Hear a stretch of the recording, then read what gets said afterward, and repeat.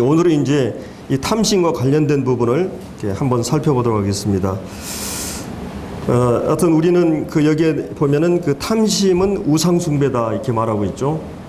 그러니까 이제 하나님께 주신 물질을 내가 하나님이 주신 것으로 감사하고 만족하고 또 이 물질을 우리가 이제 주인 노릇을 할 때 그것은 하나님 앞에 이 합당한 그런 경우인데 그 물질이 탐심에 의해서 지배받게 되면 이제 돈 자체가 악이 아니고 이 돈을 사랑하는 것이 일만하게 뿌리가 된다고 그랬죠. 이 돈 자체는 이제 중성입니다. 악도 아니고 선도 아니에요. 마치 이것은 이 칼이라고 하는 도구가 이 강도라든지 아니면 강도에게 들리면 사람 죽이는 그런 도구가 되지만 의사나 요리사에게 들리면 우리에게 맛있는 음식과 수술을 하는 것처럼 똑같은 하나님께 이 돈에 대해서도 돈을 내가 잘 관리하고 통제할 수 있으면은 이거는 굉장히 우리에게 유용한 것이고 필요한 것인데 이게 잘못되면 이 우상으로 전락할 수 있습니다. 그래서 이 돈이 이제 우상이라는 말이 아니라 돈에 대한 탐심이 이 돈을 사랑하고 돈을 주인 삼고 돈을 위해서 인생을 목적으로 삼고 사는 것을 이제 우상이라고 그러죠. 그래서 이제 우리가 어떤 형태로든지 하나님께서 가장 싫어하신 것이 뭐냐면 이 우상을 섬기는 것입니다. 그래서 이 신앙 그리스도인들이 이 영적 자존심이 뭐냐면 바로 이 우상을 섬기지 않는 것입니다. 그래서 이제 우상이라고 하는 것은 정신적으로 우리 영적으로 타락할 때 이제 우상이 우리 마음을 지배하게 되는데 그럼 우리가 뭐가 우상이냐? 이것을 이제 어떻게 하든지 이 하나님보다 더 사랑하는 것이 우상이죠. 하나님의 사랑을 가로막는 것이 우상입니다. 이제 시대마다 우상이 달라졌는데 이제 고대 구약 시대에는 이제 보이는 우상을 사람들은 즐겨 섬겼습니다. 애굽에 우리가 열재앙할 때 여러 일월성신이라든지 그 모든 재앙들은 그들이 섬기는 신에게 하나님이 진노를 내리는 거거든요. 이제 이 팔레스틴 이스라엘 지역에도 바알 또 아세라 이런 신들이 있었고 이런 여러 가지 우상들을 가지고 이제 그들이 섬겼습니다. 근데 이제 이 성경의 신약 시대에 보면 이제 우상이 좀 달라집니다. 우리는 골로새서 2장에서 봤지만은 이런 이성주의, 이 철학 이성주의나 또 많은 신비주의, 영지주의, 그다음에 율법주의나 금욕주의 이제 이런 이 이념적으로 허탄 이론을 따르는 것이 이제 하나의 우상으로 등장합니다. 그러나 이제 오늘 우리가 사는 이 시대는 우상이 무엇이냐 했을 때 오늘 본문에 나오는 이 성과 관련된 이 쾌락주의, 세속주의가 우상의 중심에 서 있고 이제 음란한 이것이 이제 우상이 되고 그리고 이제 이 여성들은 가장 큰 가치를 이 여론조사에 보니까 이 성적 매력 89%라는 그래서 사람들은 그런 걸 선호하고 그런 풍조와 그런 게 탐닉하고 있는 이런 세태에 우리가 살고 있습니다. 원조교제나 동성연애, 러브호텔, 또 인터넷 이런 채팅이라든지 노래방 모든 것들이 이 음란 풍조가 우리가 생각하는 것보다 더 깊숙이 또 이렇게 광범위하게 널려 있는 우리 시대에 살고 있고 제가 미국에서도 거의 목회자들 80%가 이런 포론에 노출됐다는 여론을 제가 전주에 얘기했었습니다. 하여튼 이런 현대 문화 특별히 그런 사상적으로 철학적으로 이 절대 진리가 무너지면서 상대주의나 다원주의 또 실존주의가 오면서 사람들 생각 속에서 어떤 도덕적인 선이 무너져 버렸어요. 그래서 이제 어떤 혼전혼의 선교에 대해서 그것이 진리라고 받아들이지 않습니다. 사상적으로 사람들은. 그래서 이런 철학적으로 그리고 이제 과학 기술의 이 발달로 인해서 어마어마한 속도로 이 사람들을 점령해 가고 있는 게 바로 이 성문제입니다. 오늘날은 이제 이런 걸로 인해서 독신주의라든지 무산주의, 이 산하지 않은 자녀를 낳지 않는 또 인간 복제까지 나아가는 이런 성과 관련해서 엄청난 타락이 오고 있고 그다음에 이제 오늘 나오는 이 탐심이라고 하는 것이 이 소유욕망 사람들은 이 소유욕망의 노예가 되어서 이 물질을 숭배하고 그래서 한탕주의나 대박 또 이 만몬주의라 그러죠. 이 돈이 현대인들의 우상이 되어 있고 이 돈이라고 하는 것은 우리가 원하는 것을 원하는 것을 해결해주고 또 우리가 바라는 것을 이제 그 욕구를 만족시켜주는 그런 수단이기 때문에 이 사람들은 이 돈을 위해서 목숨을 거는 이제 이런 시대에 우리가 이제 살고 있습니다. 자, 오늘 그러면 우리는 이제 돈이라고 하는 게 그리스도인들에게 어떤 의미를 갖고 있는지 몇 구절 성경들을 보면서 찾아보겠는데요. 여기서 이제 이 성적인 것과 이 탐심이라고 하는 것은 뭐라 그랬어요? 이제 우상숭배라고 그랬습니다. 그러니까 하나님께 지정해 주신 어떤 결혼 관계라고 하는 이 틀을 벗어나서 하는 모든 것을 이제 탐심, 간음이라고 그러죠. 그래서 이거는 이제 우상숭배라고 얘기하고 있죠. 왜 그러느냐면 이 우상이라고 하는 하나님께서 가장 싫어하는 것입니다. 그래서 하나님께서 우상에 대해서는 하나님 외의 신을 만드는 거죠. 또 하나님 외에 그 어떤 수단을 신격화하는 것. 하나님께 물질을 허락하셨고 성을 하나님이 다 허락하셨거든요. 다 선화가 중요한 거예요. 근데 이게 선용되지 않고 악용되거나 남용될 때 이것이 이제 우상이 되고 하나님을 이 불쾌하게 하는 것이 됩니다. 사실은 이 돈이라고 하는 것이 유일하게 이 세상 가운데서 하나님과 상대적인 이 돈과 하나님을 겸하여 섬길 수 없다 이렇게 말했어요. 그러니까 유일하게 사단도 하나님을 상대적인 존재가 아니거든요. 사단을 대적하라고 그랬어요. 근데 이 돈만큼은 돈이 주인이 될 수 있다. 또 하나님이 주인이 되는 것처럼 그렇기 때문에 이 물질에 대해서 우리가 이 탐심을 경계해야 됩니다. 하나님께서는 이 우상에 대해서 여기 6절에 뭐라 그랬어요? 이것들로 말미암아 하나님의 진노가 임한다 그랬어요. 하나님께서 우상에게 절하거나 우상 숭배하거나 또 그것이 이제 우상이라고 하는 것이 꼭 어떤 이렇게 고대 사회처럼 그런 것이 아니요. 요즘은 내가 자식을 너무 사랑한다든지 남편이 아내를 너무 사랑한다든지 하나님보다도 더 사랑하는 것이 우상이라고 하는 것입니다. 모든 것이 하나님 중심이 돼야 되는데 근데 하나님께서 그걸 가장 싫어하셔요. 예. 하나님보다 더 사랑하는 것에 대해서 하나님의 자존심을 건드린 일이에요. 그렇기 때문에 이것은 하나님께서 우상에 대해서는 하나님의 진노가 하나님 그걸 미워하시고 혐오하시고 증오하시고 복수하십니다. 반드시 하나님은 우상을 하나님의 진노의 대상이라고 하는 것입니다. 그렇기 때문에 우리가 이 우상 숭배에 대해서 우리 하나님이 주신 물질에 대해서 또 성에 대해서 성경적인 원칙과 철학을 분명히 가지고 있어야 됩니다. 이걸 너무 지나치면 하나님께서 굉장히 분노하시는 것을 우리가 이제 이 말씀 가운데서 볼 수가 있습니다. 기독교인 대상으로 여론조사를 했습니다. 이런 설교를 좀 안 해줬으면 좋겠다 하는 설교의 1번이 뭔지 줄 아세요? 돈 문제 설교하지 않았으면 좋겠다.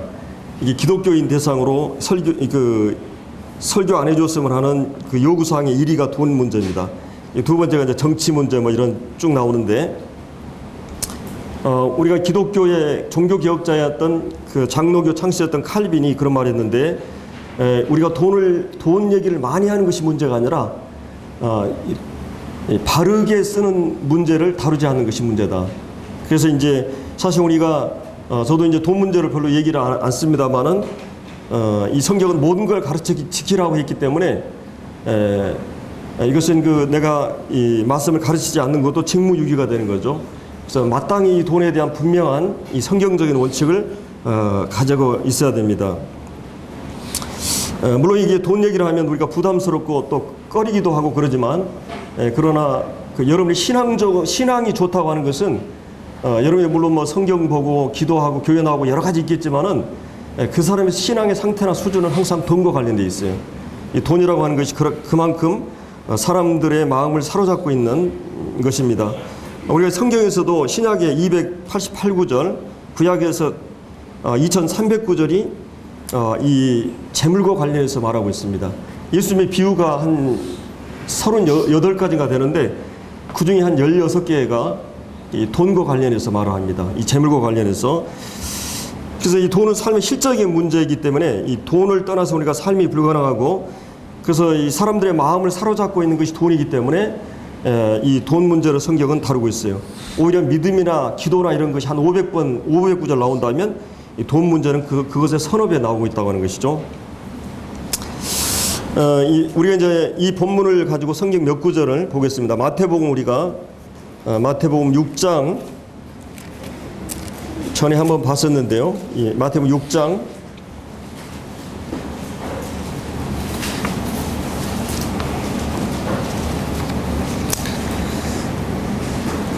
6장 19절 20절 같이 읽겠습니다. 시작. 너희를 위하여 보물을 땅에 쌓아두지 말라.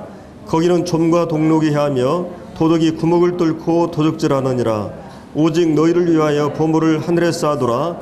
거기는 좀이나 동록이 헤하지 못하며 도적이 구멍을 뚫지 못하고 도둑질도 못하느니라. 자, 이게 말씀에 보면은 하나님께서 우리에게 주신 그런 이 소유를 청지기라고 하는 이 관리자라고 하는 입장에서 이렇게 해야 됩니다. 원래 이 오이코노스라는 말이 집이라고 하는 말과 관리자라는 집을 관리하는 자, 집사라는 의미도 있는데 원래 이제 이코노미라는 경제라는 단어가 거기서 나왔습니다. 그래서 이제 성경에 나오는 하나님께서 우리에게 주신 이 물질을 우리는 맡아서 관리하는 자들이에요. 내가 이 소유권자고 주인이 아니라 하나님께 우리에게 맡겨주신 청지기라는 의미를 갖고 있죠. 자, 그러면 오늘 이 본문에서 우리가 이제 이 땅에 이 보물을 쌓지 말라는 말을 오해해가지고 이제 소유를 금하라는 말은 아닙니다. 우리가 이제 옛날에는 우리가 소유한 것이 몇 가지 안 됐지만 지금은 한 500가지인데 700가지 된다 그러죠. 여러분이 가정에 보면은 의식주와 관련해서 또 차나 집이나 전자제품에서 사람들이 꼭 필요한 것들만 해서 한 500가지 이상이 된다고 그래요. 지금은. 자, 그런 소유 과학 시대에 문명의 이기로 말미암아 많은 그런 혜택을 받고 있지만 또 그것을 관리하고 유지해야 되기 때문에 또 우리는 힘들게 일하고 거기에 그거를 돈벌이를 해야 되기 때문에. 그러나 이제 우리가 오해하면 안 될 것은 오늘 여기서 땅에 보물을 쌓지 말라는 말이 소유를 부정하는 것은 아니라고 하는 것이에요. 우리가 이제 주기도문에서도 일용할 양식을 달라는 말은 매일의 필요를 위해서 기도하거든요. 이거 지나친 거를 이제 주님이 경계시킨 거죠. 예를 들어 이런 공산주의나 사회주의자들은 이런 사유 재산이나 소유 자체를 부정해가지고 결국은 그 이념이 잘못된 것이 이제 지금 결과적으로 우리가 보고 있는 거죠. 그 다음에 또 한 가지는 이 저축을 하지 말라는 말은 아닙니다. 이 성경에 보면 잠언에 개미가 이제 여름 동안에 겨울 예비를 합니다. 이 곡식을 쌓고 이런 개미에게 가서 지혜를 얻으라 이런 말을 하고, 또 우리가 이제 오병이어의 말씀에 주님이 남는 것을 버리지 않게 하라. 또 우리가 이제 요셉 같은 경우도 이 7년 흉년 대비해서 저축하는, 창고에 저축하는 이런 저축의 원리들이 이 성경에 많이 나오고 있어요. 그래서 우리가 이제 우리가 이제 저축이라든지 보험이라든지 너무 그걸 의존하면 안 되겠지만은 어느 정도 우리가 비축하는 것을 성경은 금하는 말이 아니라고 하는 거죠. 또 성경은 우리에게 소유뿐만 아니라 소유한 것을 즐기도록 성경은 말하고 있어요. 하나님께서 후히 주시고 누리게 한다는 말씀이 있어요. 그래서 우리가 우리에게 주신 그런 노동의 대가를 통해서 얻은 어떤 소유를 어느 정도 이렇게 누리는 자체도 이 금하는 것은 아닙니다. 이 극단적으로 이런 거를 이제 금욕주의화해서 현실 도피화해서 이 말씀을 극단적으로 끌고 가는 경우가 있는데 그렇지 않다는 말입니다. 여기서 이 금하는 것은 이 물질을 목적으로 사는 걸 금하는 것이에요. 물질이 인생의 모든 것을 걸고 성경은 이 물질의 필요로 인정하지만 그것이 우리의 목적은 될 수 없죠. 만약에 물질이 우리의 삶의 목적이 되면 하나님도 도구가 됩니다. 그래서 하나님께서 이 목적을 위해서 모든 걸 수단화돼요. 하나님도 하나의 그 목적을 이루기 위한 하나의 수단으로 동원되게 됩니다. 그렇기 때문에 이게 물질은 절대 목적이 될 수가 없어요. 하나님이 목적이고 또 어떤 인간관계에서 그 사람 자체가 목적이 돼야 돼요. 그가 돼야지 그것이 돼버리면 그것은 이제 인격적인 관계가 무너져 버리는 거죠. 그렇기 때문에 성경은 의식주의 필요를 마태복음 6장에서 아버지께서 다 아신다고 그랬죠. 그럼 언제 우리가 물질이 목적이 되는가? 이제 쌓아둔 것을 목적으로 삼고 거기에 집착하고 거기에 내 마음과 생각과 시간을 다 쏟아내는, 이거는 물질을 이제 사랑하고 더 나아가서는 섬기고 숭배하는 배금주의, 또 황금만능주의, 이 모든 돈이 모든 걸 해결한다고 하는. 그래서 인생의 주인이 물질이 될 때 노예로 전락하게 되고 이제 이 만몬주의, 그것이 신이 되는 것입니다. 그래서 이제 돈 자체가 악은 아니지만 돈을 사랑하는 것이 일만하게 뿌리라고 성경은 말하고 있죠. 그리고 또 한 가지는 이 성경이 금하는 것은 물질의 안전을 구하는 삶, 더 많이 확보하고 이제 이것이 내 인생을 지켜준다고 생각하는, 이것이 이제 여기서 금하고 있는 말씀입니다. 여기 19절에 나오는, 그러면 주님이 그 하늘에 쌓아두라 땅에 쌓아두지 마라 했을 때는 이제 그 우리가 생각하기를 하나님께서 이 말씀을 할 때는 뭐 헌금 문제라든지 주님께 드리는 문제라든지 이런 여러 가지 생각을 하면서 어떤 생각을 하냐면 참 부담스럽다고 생각할 수 있어요. 그래서 사실은 하나님께서 돈이 없어서 우리에게 그 돈을 요구하십니까? 그건 아니죠. 하나님께서 모든 것이 넉넉하고 부족함이 없어요. 하나님은 부유하신 분이에요. 근데 하나님께서 왜 우리에게 어떤 11조를 해라든지 또 이웃을 도우라든지 이런 말을 합니까? 오늘 이 말씀에 있는 대로 19절 20절에 있는 대로 누구를 위하여요? 누구를 위한 것이에요. 이게 너희를 위하여.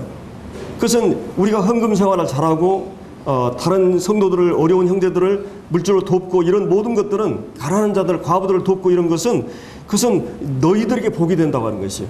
그러니까 이것은 절대 우리가 생각할 때는 세상 경제 원리로는 이게 손해되고 뭔가 이렇게 그 마이너스 되고 생각하는데 그게 아니고 하나님께서는 그것이 너희에게 복이 된다고 하는 것을 우리에게 말하고 있어요.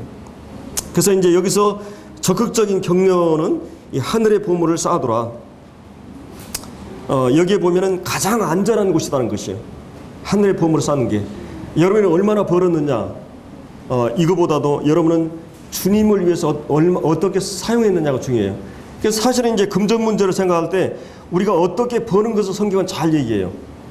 이 돈을 버는 과정을 성경은 얘기합니다. 이 정직하고 성실하게 땀 흘리면서 이 투기라든지 사기라든지 도박이라든지 뭐 아니면 뭐 이 주식이나 증권이라든지 복권이나 이런 걸로 이 벌도록 성경은 얘기하지 않습니다. 정직하게 우리가 땀 흘려 노력해서 얻도록 이제 주님이 명령하시요.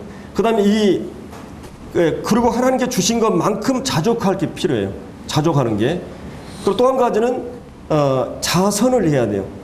하나님께서 우리에게 주신 것들을 하나님의 몫이 있고 또 우리와 우리 가족을 위한 몫이 있고 또 이 어려운 이웃이나 형제들을 위한 몫이 있어요. 유대인들은 이걸 철저하게 했어요. 예를 들어 11조는 하나님께 드리고 또 일부는 어떻게 했어요? 자기를 위한 가족과 이 몫을 위해서 사용해야 되고 또 어렵고 힘든 사람들을 이 사랑을 위해서 표현하는 이런 것을 말하고 있어요. 우리가 이제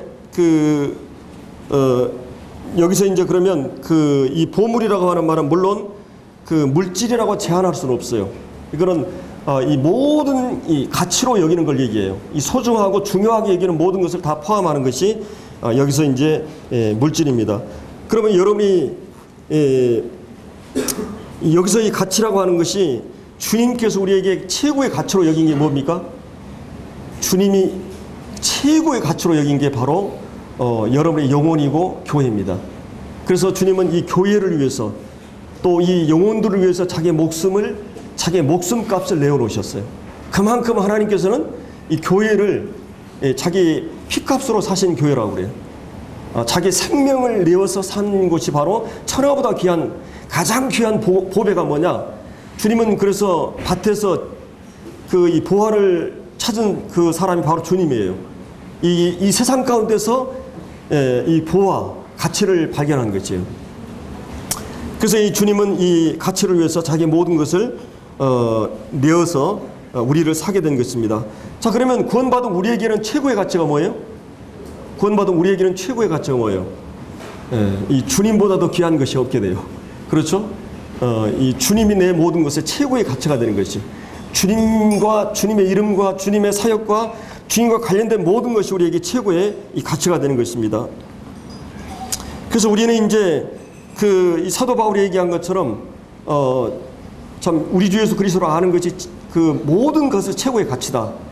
그가 평생에 쌓았던 모든 화려한 그런 찬란한 경력과 이력을 휴지 조각처럼 배설물처럼 여길 수 있었던 것은 내 주 예수 그리스도를 아는 지식이 가장 고상하기 때문에, 가장 가치 있기 때문에 그 예수 그리스도를 위해서 자기의 모든 생애를 이렇게 던지는, 또 이 교회를 위해서 자기의 그 고난받는 일을 기꺼이 이렇게 허락하는 것을 이제 볼 수가 있습니다.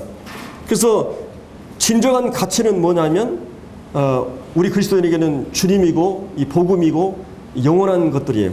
이 가치를 위해서 우리는 이제 이 가치를, 이 목적을 위해서 살아가게 되는 것입니다. 그러면 주님이 왜 이 땅에 보물을 쌓지 말라고 했습니까? 여기에 19절 20절에서 거기는 점과 독록이 해하며 도저히 구멍을 뚫고 도적질하느니라. 이것은 이 불완전하기 때문에. 그러니까 옛날에는 이제 점은 옷이나 가구, 독록은 은이나 금 같은 화폐, 도적은 이제 옛날에 흙집이었기 때문에 이 뚫고 들어가서 도적질을 했습니다. 그래서 땅에 이 보물을 쌓게 되면 이제 불안전하다는 것이죠. 정말 우리가 안전한 그런 투자처가 바로 여러분 가끔 이제 뭐 옛날에 저축은행 해가지고 그 은행들이 불안하잖아요. 그럼 이제 이 서민들이 평생 저축해가지고 한순간에 날려버리니까 얼마나 많은 사람이 막 자살도 하고 우리가 이제 뉴스에서 그런 걸 볼 수 있는데, 여러분이 땅에 투자하는 것은 정말 사랑의 대상, 또 소망의 대상은 오직 주님이에요.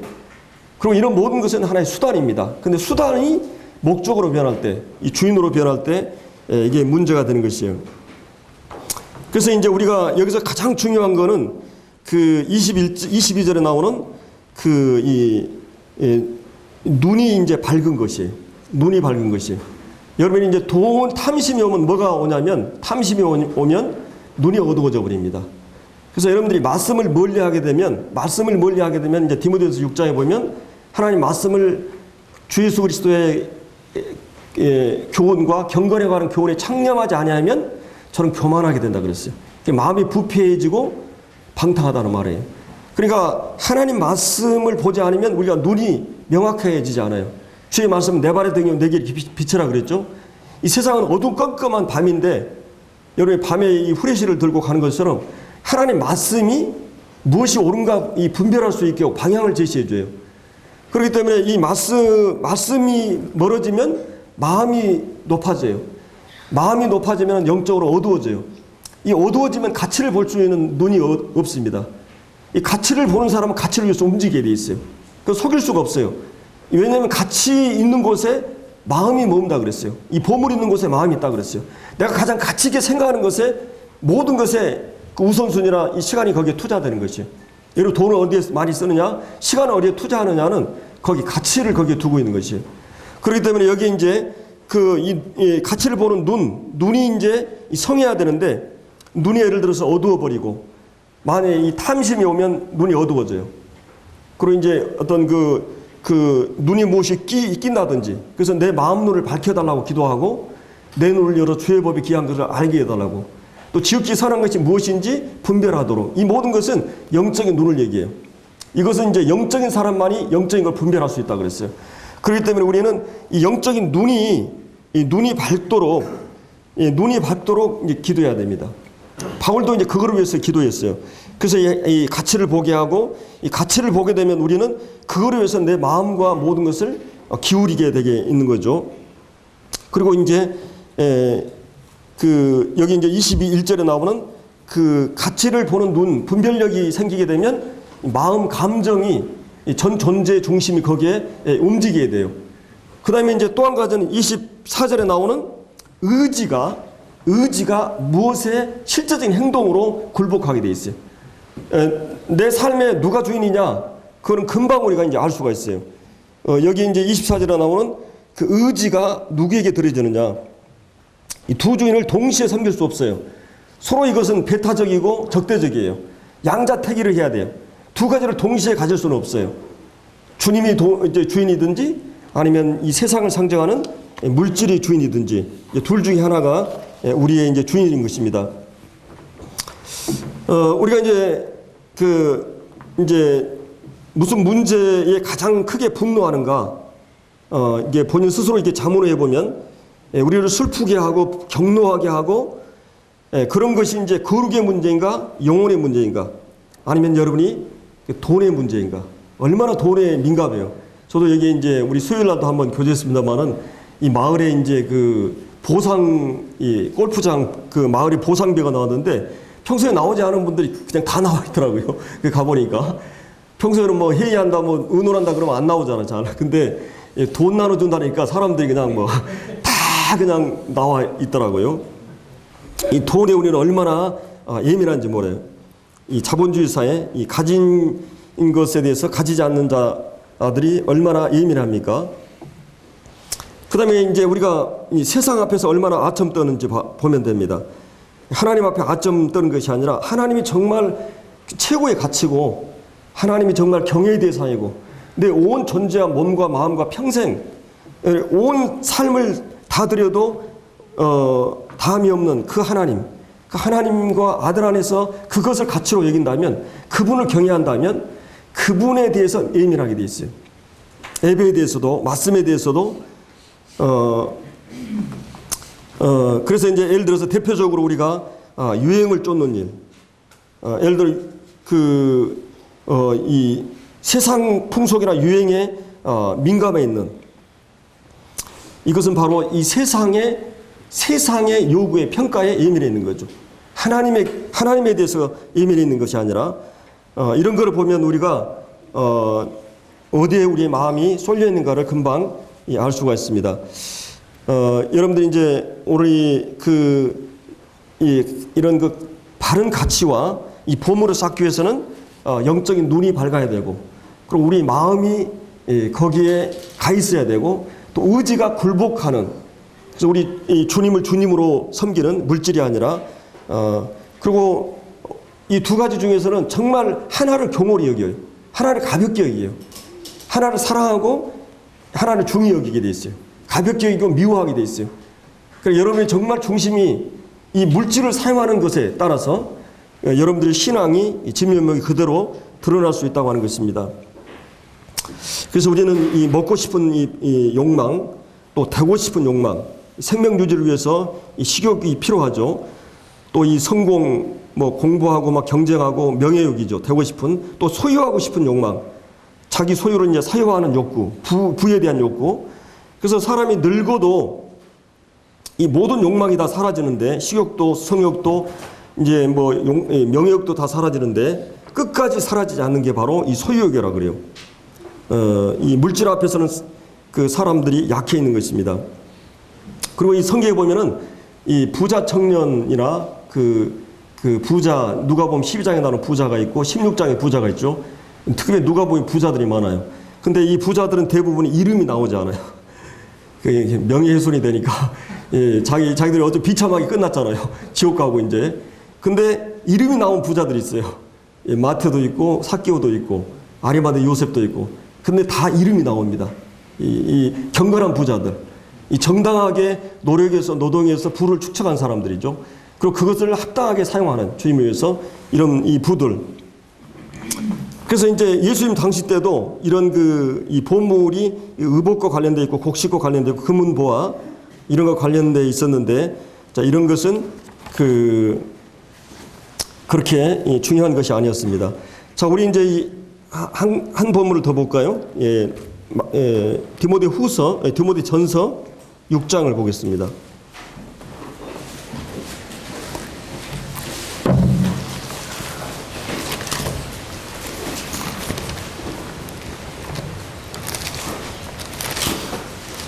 우리가 이제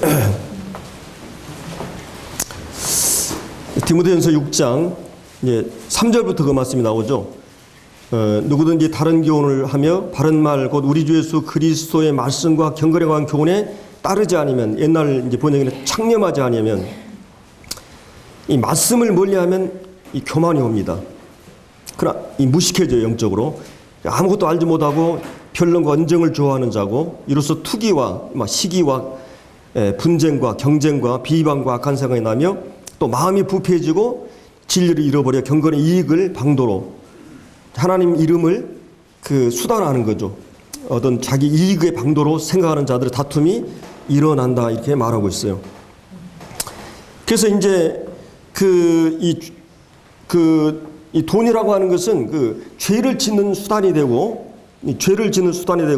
왜냐하면 이 세상은 돈을 상징하기 때문에 돈으로 상징되기 때문에 그다음에 이제 아까도 얘기했듯이 신앙을 표현하는 그런 수단도 이 돈이 됩니다. 그래서 이제 이 돈이 되면은 이 사람들은 막 청소년들도 폭력과 성과 뭐든지 할 수 있고 또 막 이제 부모도 막 죽이게 되고 막 이런 일들이 일어난 것입니다. 그러나 돈으로 침대를 살 수 있지만 이 잠을 살 수 없다 그랬어요. 돈으로 음식을 살 수 있지만 식욕은 살 수 없어요. 돈으로 집을 살 수 있지만 가정을 살 수 없고 쾌락을 살 수 있지만 행복을 살 수 없고 피를 살 수 있지만 생명을 살 수 없고 시계를 살 수 있지만 시간을 살 수 없어요. 책을 살 수 있지만 지식을 살 수 없고 지위를 살 수 있지만 존경을 살 수 없어요. 약을 살 수 있지만 건강을 살 수 없고 사람을 노예로 살 수 있지만 사랑을 살 수 없어요. 그러면 돈의 한계를 이제 말해주고 있는 거죠. 그래서 여기 이제 보면은 이 돈이라고 하는 것이 이제 구절에 보면 부활이 하는 자들은 시험과 올무와 여러 가지 어리석고 해로운 욕심에 떨어져 사람으로 파멸과 멸망에 빠지게 한다. 이 돈은 부활해야 한다고 하는 것은 돈을 탐심하는 것이죠. 여기 이제 중요한 거는 그리스도인들은 6절에 보면 자족하는 마음이 있으면 경건은 큰 이익이 된다. 우리가 세상에 아무것도 가지고 온 것이 없으니 또 아무것도 가지고 가지 못한다.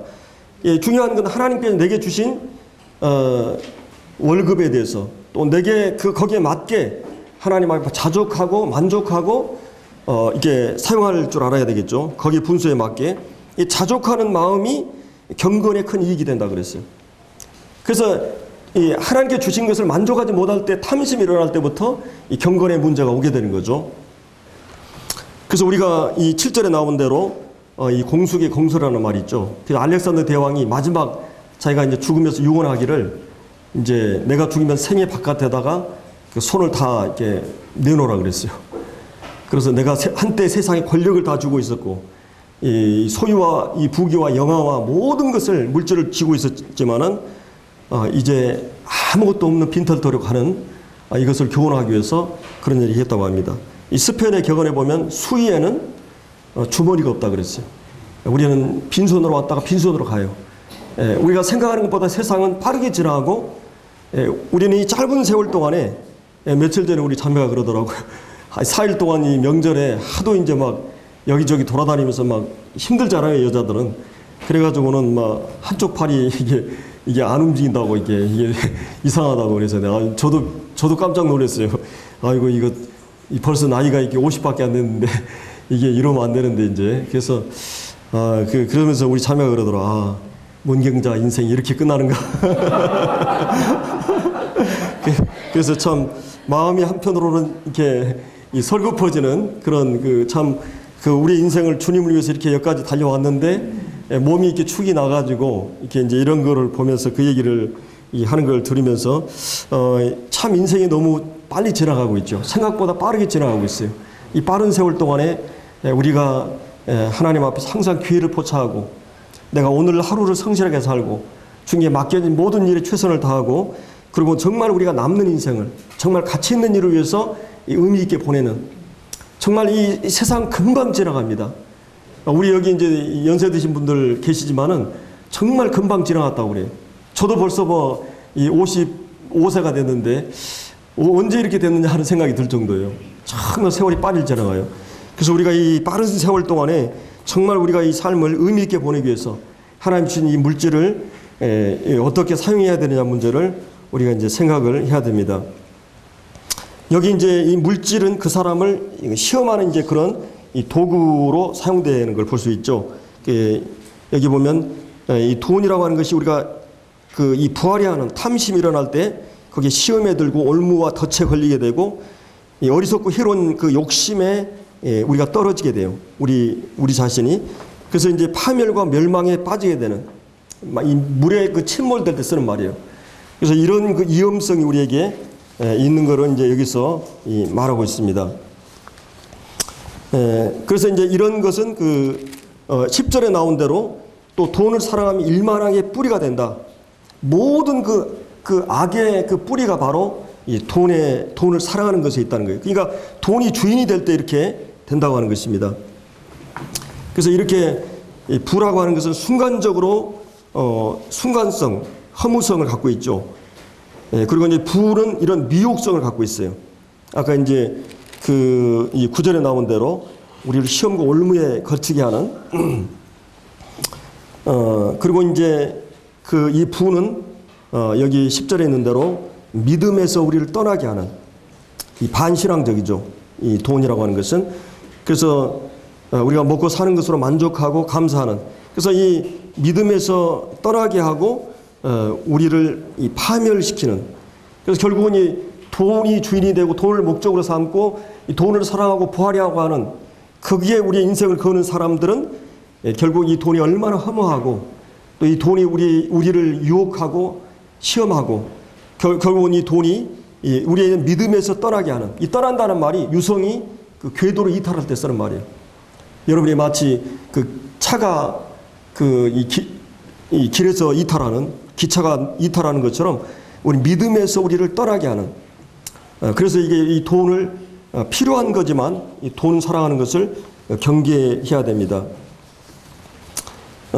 그래서 이제 우리가 이제 여기서 이 하나님께 주신 이 돈이라고 하는 것은 우리의 신앙을 가름하는 그런 그 시금석이 되고, 그래서 이제 또 한 가지는 돈은 우리의 욕망을 충족시키는 그런 수단이 되기도 합니다.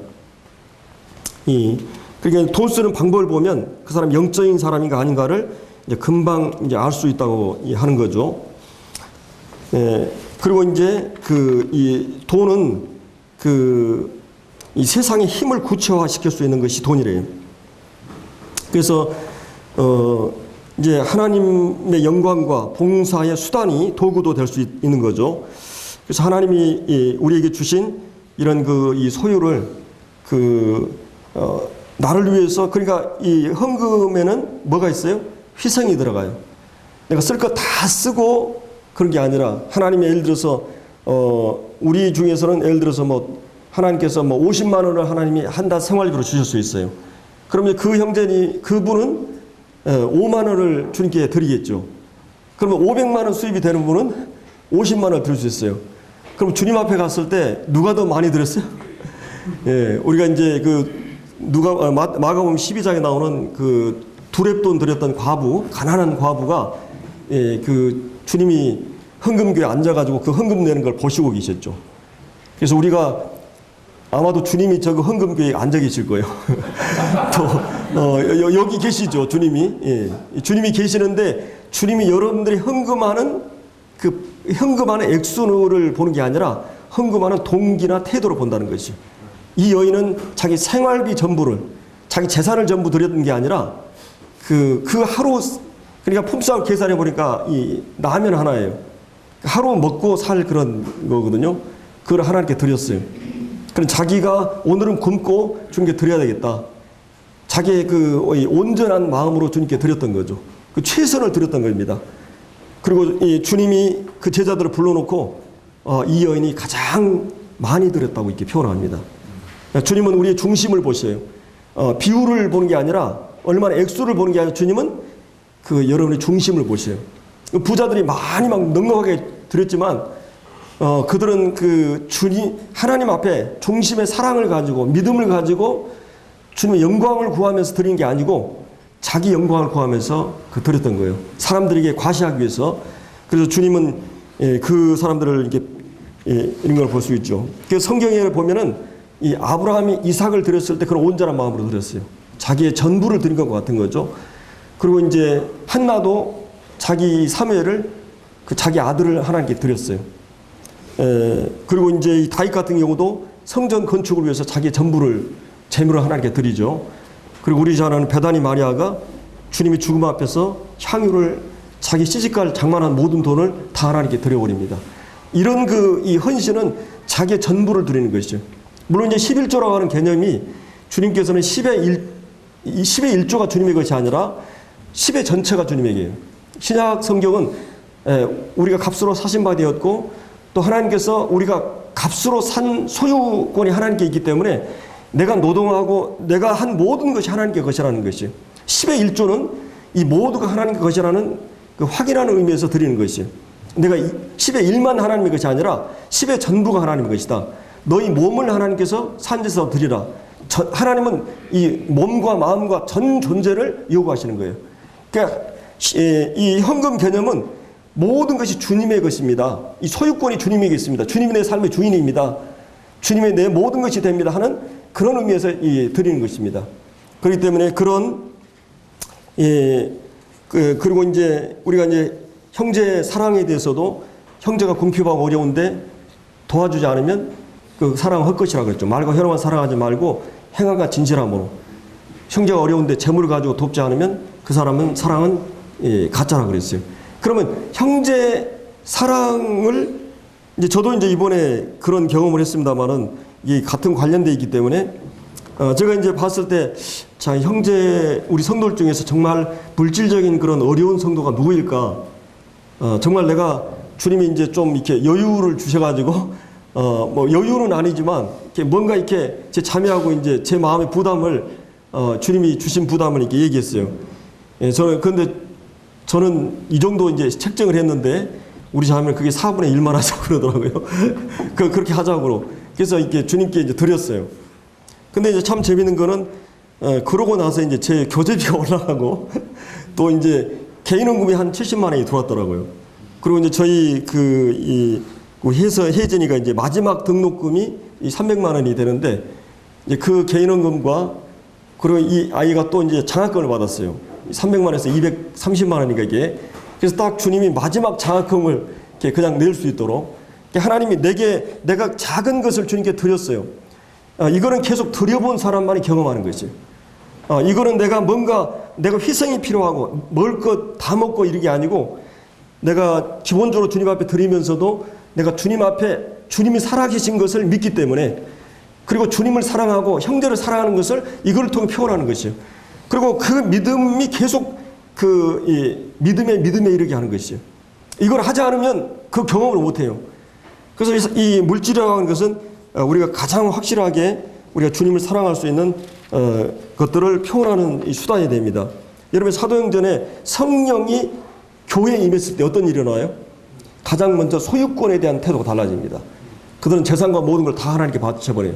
물론 이제 그렇다고 해서 이 돈이 그 복음을 전하는 게 아니에요. 은과 금은 내게 없거니와 내게 있는 건 내게 주노니 나사렛 예수 그리스도에는 교회는 돈이 없었어요. 이 사도들도 가난했어요. 그러나 이 복음은 이 복음으로 말미암아 가능했고 그다음에 이제 그 가운데서도 물질이 선용되는 것이 있는가 하면 아나니아 삽비라는 자기 명예를 위해서 돈을 숨기다가 바로 즉사를 하게 됩니다. 그래서 이 사도행전의 역사를 가만히 보면 그들의 돈에 대한 태도가 달라져요. 성령 충만의 이 결과는. 그리고 이제 우리가 잘 아는 고린도후서 8, 9장에서 이 물질에 대한 부분을 많이 얘기하죠. 이 집중적으로 연보에 대한 부분을. 가장 중요한 것은 우리가 자신을 하나님께 드리는, 우리 자신을 주님 앞에 드리는, 그리고 주님의 은혜에 대한 보답으로서 드리는. 거기에 보면은 이 8, 9장에 보면 은혜라는 단어가 한 8번 나옵니다. 하나님이 내게 주신 그 건강과 또 내게 주신 생명과 영적인 그런 은혜들, 내게 주신 모든 것들에 대한 감사하는 표현으로서 주님께 드리는 것입니다. 그래서 그들은 극한 가난과 그 엄청난 환난과 핍박 가운데서도 넘치는 연보를, 예루살렘 교회가 흉년이 들고 어렵다고 그러니까 이 마게도냐 이방인 성도들이 막 그 물질을 걷어가지고 풍성한 연보를 드리게 되고 하나님께 넘치도록 하시는 말씀을 보게 됩니다. 그러면서 거기에 보면은 이 헌금은 이 농사와 같아요. 작게 심든 작게 거두고 많이 심든 많이 거둔다는 말씀이 있어요. 이 주님은 농사의 원리로 이게 헌금을 얘기해요. 그러면서 11조를 뭐라고 얘기합니까? 종자씨라고 얘기해요. 종자씨는 뭡니까? 여러분이 다 그 농사 짓는 사람이 다 거기 가서 선교지에서 구원받은 그 사람들이 우리 일을 쫓아와가지고 여주교회 성도들이 우리 위해서 헌금해가지고 내가 구원받았다. 선교에 대해서. 천국에 가서 불의의 제물로 친구를 사귀라는 말이에요. 여러분의 친구가 몇 명이 될지, 여러분이 드리는 이 헌금이, 여러분이 땀 흘려 노동해서 얻은 것들을 가지고 그것을 주님께 드렸을 때 그 헌금은 이 복음을 위해서, 선교를 위해서 사용되어지고, 그거를 통해서 여러분들은 주님 나라 갔을 때 친구를 많이 사귀게 되는, 이 불의의 제물로 친구를 사귀란 말은 그런 의미를 갖고 있습니다. 그래서 오늘 우리는 이제 하나님께서 우리에게 주신 그런 물질에 대한 태도를 어떻게 가져야 되는가. 물질이 주인이 돼서도 안 되고, 또 물질을 죄악시하거나 경시하지도 않았어요, 성경은. 왜냐하면 모든 삶의 필요수단이 이 물질이기 때문에. 그래서 하나님의 영광을 위해서 이 물질을 쓰도록 우리가 힘써야 되겠습니다. 기도하고 마치겠습니다.